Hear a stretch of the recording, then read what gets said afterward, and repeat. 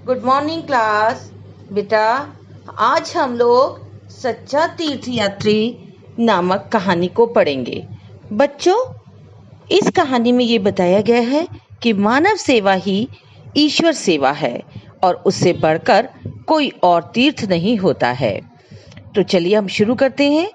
बच्चों, रूस के एक गांव में एफिम और एलिशा नाम के दो वृद्ध मनुष्य रहते थे।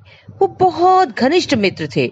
एफिम गंभीर और विचारवान था और जबकि जो एलिशा था वो ना तो धनवान था ना ही निर्धन, बल्कि वे मधुमक्खियां पालकर अपने परिवार का पेट पालता था, पर वह बहुत ही दयालु और प्रसन्नचित्त व्यक्ति था।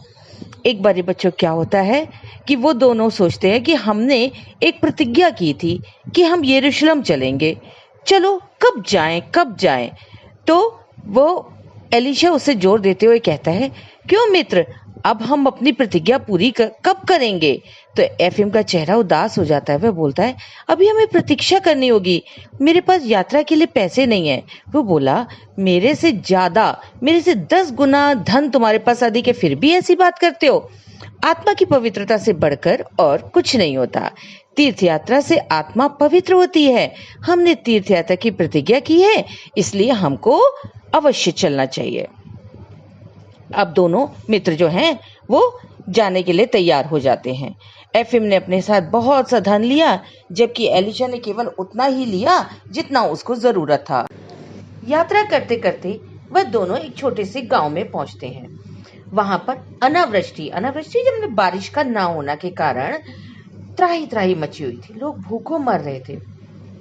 दोनों मित्र रात बिताने के लिए एक झोपड़ी की ओर चलते हैं। उस झोपड़ी में से लोगों की चीख पुकार सुनाई दी। उन्होंने जब दरवाजा खटकाया तो किसी ने खोला नहीं। धक्का मार करके एलिशा अंदर घुस जाता है। झोपड़ी का वातावरण दुर्गंधपूर्ण था। एक स्त्री मरणासन अवस्था में पड़ी हुई थी। उसने पूछा, आप लोग कौन हैं? तभी उसका एक जो बच्चा है वो लड़खड़ाते हुए आता है। वो कहता है, हमें रोटी दो, हम भूखे हैं। एलिशा अपना थैला खोलता है और उसमें से रोटी का एक टुकड़ा लड़के की ओर बढ़ाता है। जैसी रोटी का टुकड़ा वो लड़का लेता है, वो दौड़ करके उस पर टूट पड़ता है और उसको साफ कर जाता है। ऐसा अब एलिशा ने उसको सारी बात बताई तो एफिम बोला, क्या हम इस गंदी झोपड़ी में ही रुके तो हम तो बीमार हो जाएंगे और हम यरूशलेम पहुंच ही नहीं पाएंगे। व्यर्थ में समय नष्ट करना बेकार है, चलो।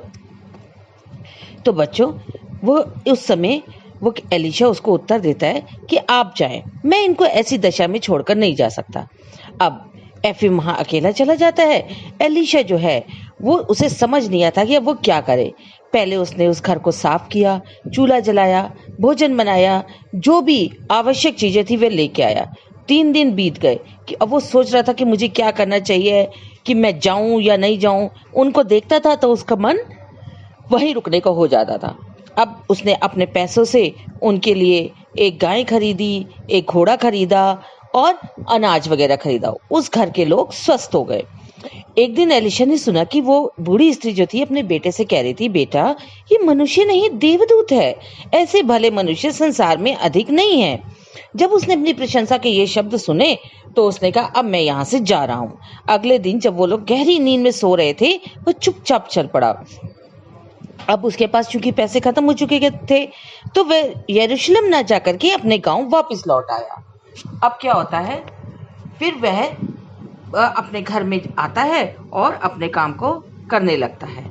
ठीक, उसके बाद बच्चों क्या होता है कि अब वहां पर एफिम जो है वो यरूशलेम पहुंच जाता है। तो उसने देखा कि वहां पर बहुत भीड़ होती है, तो वो बार बार अपने जेब पर हाथ रखता है ताकि उसके पैसे कोई ना निकाल ले। तभी उसने क्या देखा, जो अंदर दीपक जल रहे हैं उसके पीछे उसे एक झलक दिखाई देती है। ऐसे लगता है जैसे वो एलिशा है। तो फिर वो सोचता है कि एलिशा नहीं है, उसको तो मैं पीछे छोड़ के आया हूँ। दूसरे दिन फिर वही होता है, फिर वो देखता है, फिर वो बार एफिम बराबर एलिशा की ओर देखता है। प्रार्थना जैसी समाप्त होती है, वो बाहर जाता है, उसे एलिशा कहीं नहीं दिखता। अब फिर वो देखता है कि वो जो है एफिम जो है पादरी की तरह हाथ करके खड़ा हुआ है।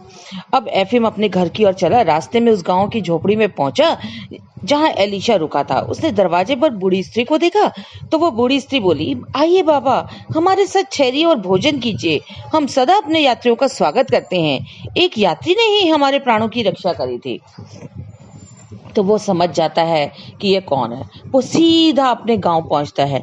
जब वे गांव पहुंचता है तो प्रातःकाल एफिम जो है उसके पास जाता है, एलिशा के घर।